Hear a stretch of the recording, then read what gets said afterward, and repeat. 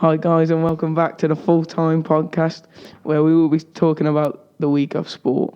Today, with me, I've got James Hale. How are we doing, mate? Good, thank you. Good. So, we've got lots to get through. So, let's dive straight into the Premier League. Your thoughts on the week's results? Personally, I think West Brom versus Arsenal. I think West Brom versus Arsenal was a very good result for the Albion. We got them on the counter a few times. We got them on the back foot. Possession doesn't matter in this game. The scoreline flattered them. Personally, I think we deserve to win. Arsenal at the moment are an absolute joke, I'm telling you. Even though I don't support Arsenal, I feel sorry for all the Arsenal fans that pay £1,000 every season to watch that diabolical trash. Literally. Very bad. I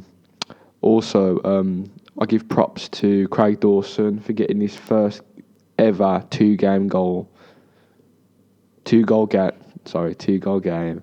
And I give props to Robson Carney for getting that goal, which was well hustled. Arsenal didn't look sharp. They had no heart.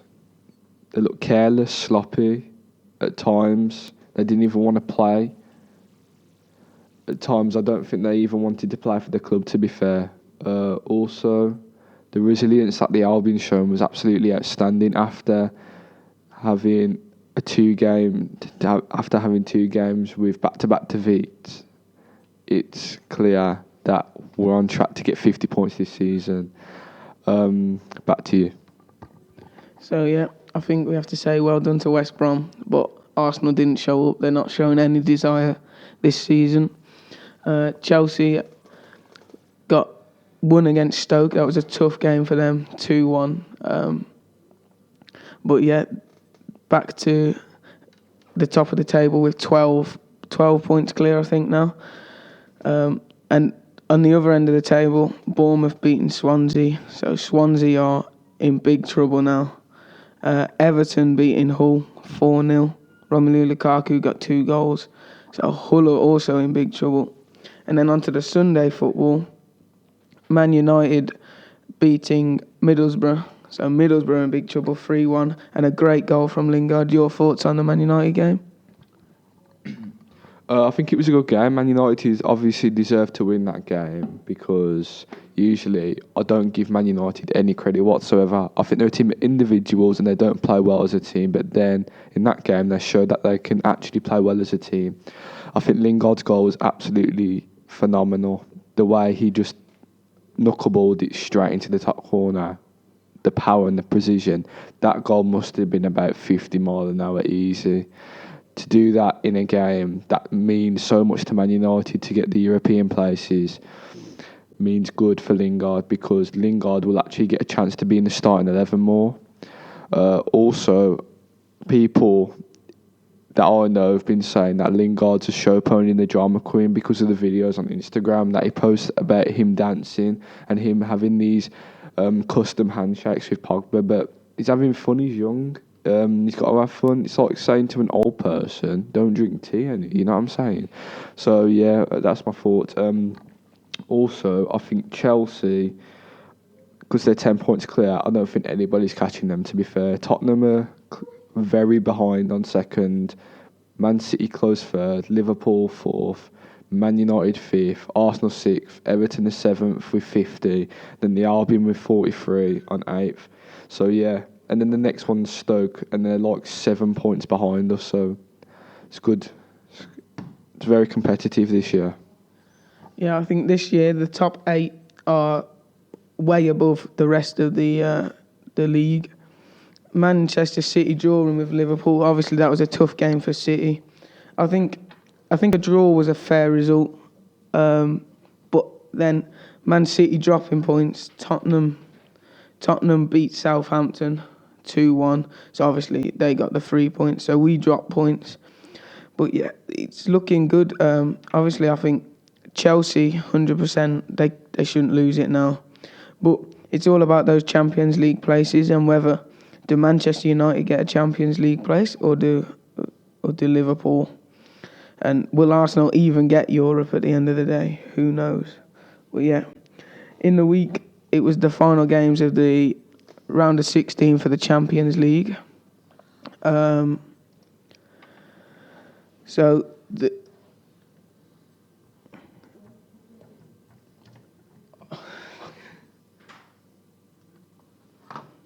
So Dortmund beat Benfica 4-0.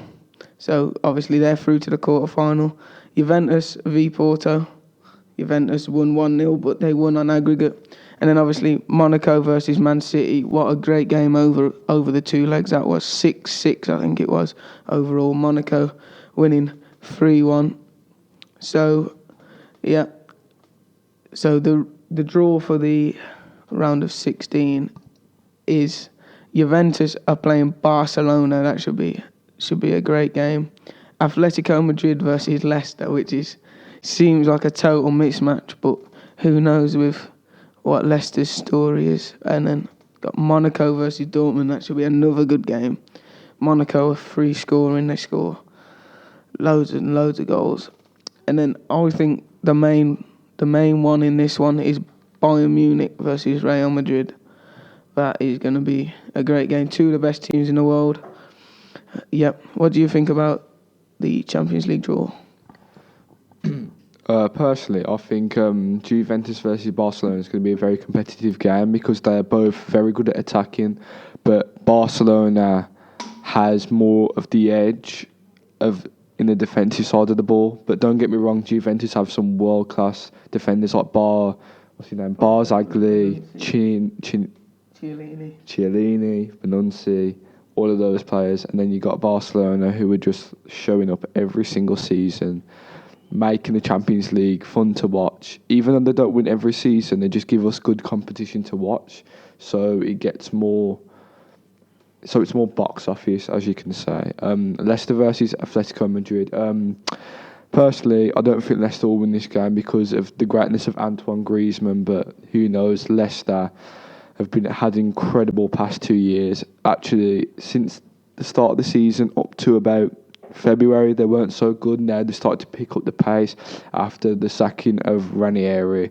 So yeah, I think Dortmund will have an upset against Monaco because I think Monaco don't have enough around them to actually beat Dortmund, because Dortmund have an all-around machine. Like, they're not just good in some areas, they're good in all areas.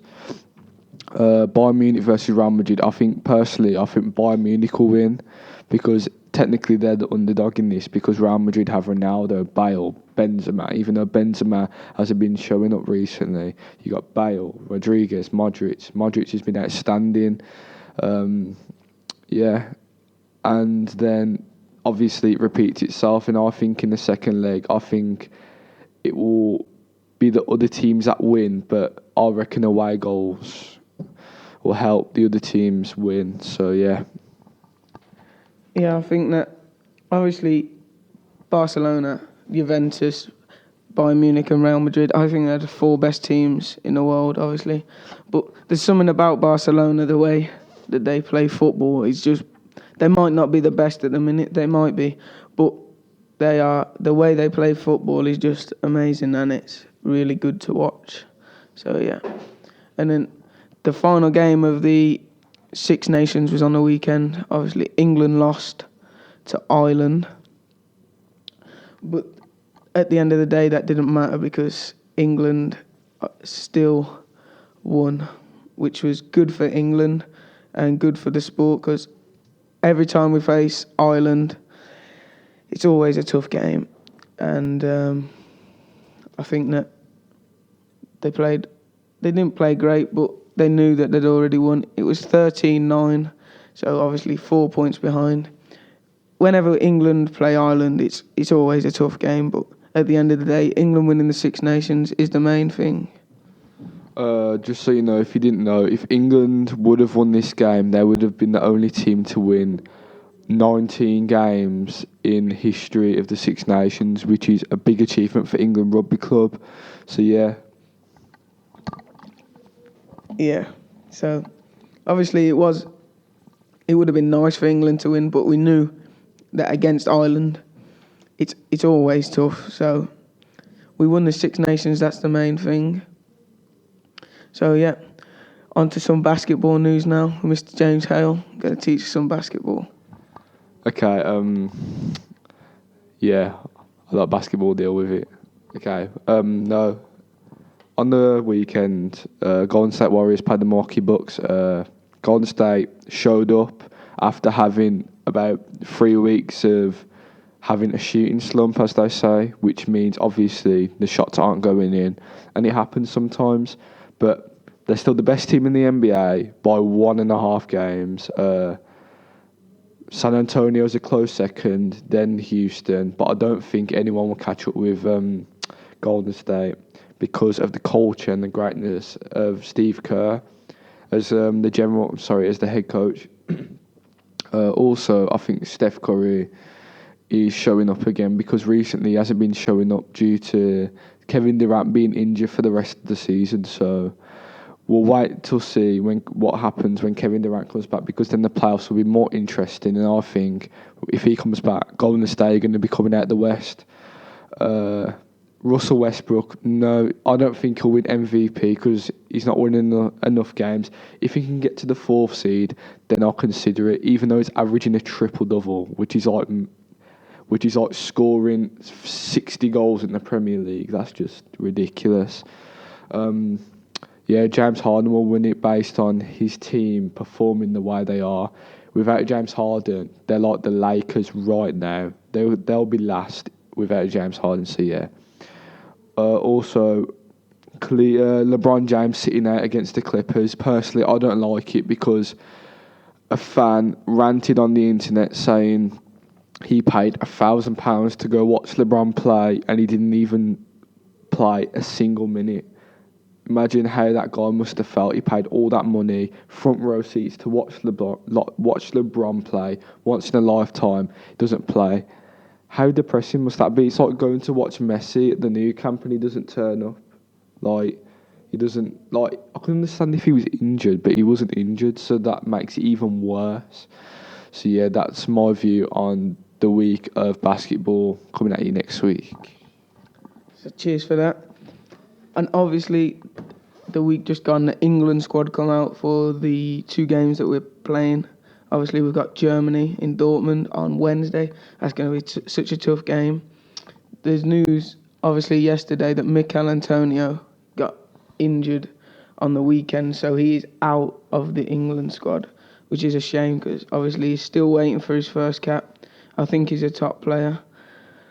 The main one for me is obviously Jermaine Defoe coming back in to the England squad. I think it's deserved.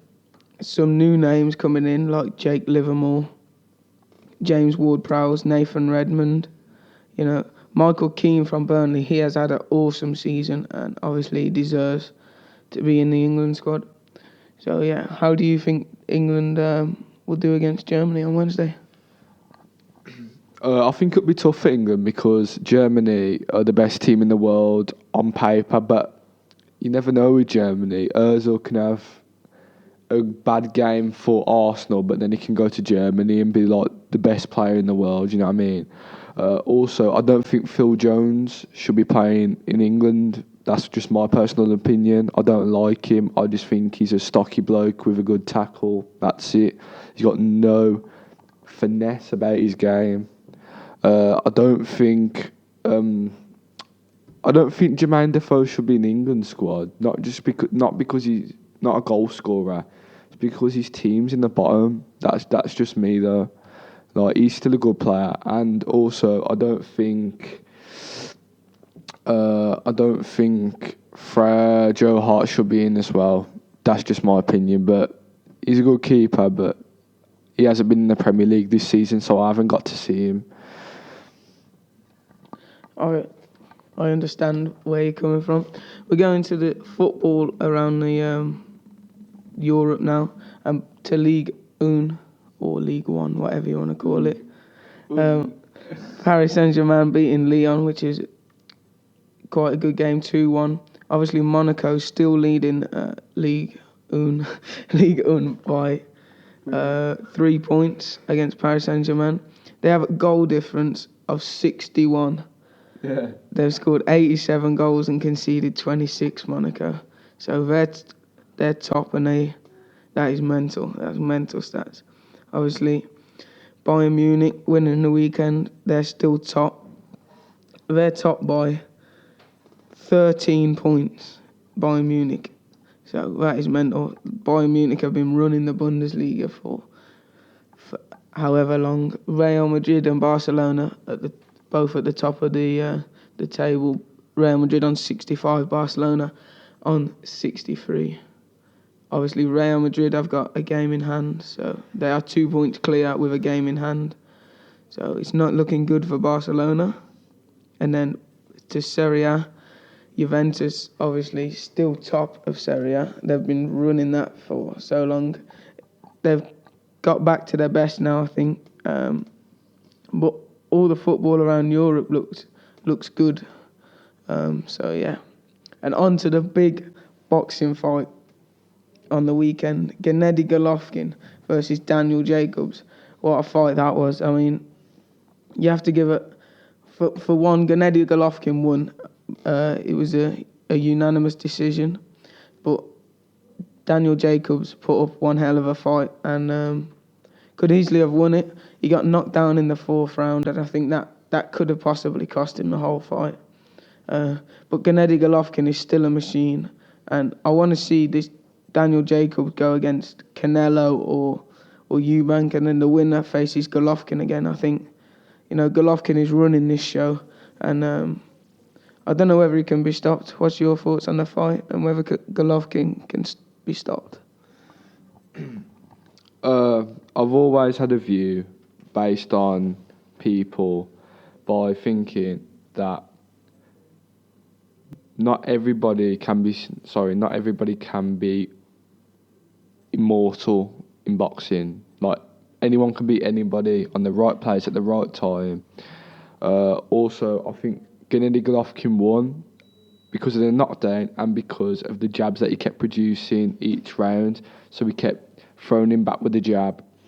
Also, Daniel Jacobs kept throwing back at him with the jab, which also made it clear that it was not a unanimous decision. That was just a bit pointless. I think the refs were up Gennady Golovkin, Triple G's bum. Yeah, they were up his bum. 37-0. Wow, what an achievement. I reckon he'll retire at about 43. That's just my opinion. He's 34 now. He's getting on a bit. He'll probably lose a fight. I reckon he'll lose a fight. He'll either lose to Eubank, because Eubank will probably fight him when he's about 50 odd, or Mayweather will come back, and I think he'll lose to Mayweather just because of the greatness of Mayweather. But you don't know with Mayweather. He'll retire 1 minute and the next minute he's fighting a UFC fighter. Jesus. Didn't think it was a unanimous decision. I think that's bogus. Daniel Jacobs, from having bone cancer to being a world champion, is absolutely outstanding, and it's absolutely inspirational as well. To lose his title though, he shouldn't get down about it. It's Gennady Golovkin. Anybody can lose against him, anybody can beat him, but so far nobody's beat him, so yeah. I think, on another day, I think Triple G would have lost that fight. And I want to see Eubank fight. I think if Eubank fights Jacobs, that'll be a big fight. Or, Canelo's gone a bit quiet. He seems to be running from Golovkin, personally.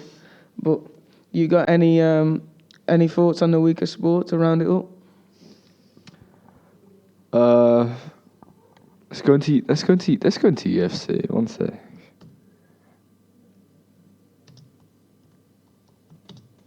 Bear with me.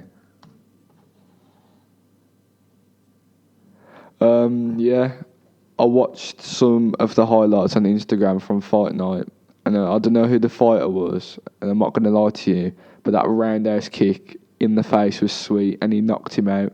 He didn't even have to go ground and pound him afterwards. He was just asleep after that.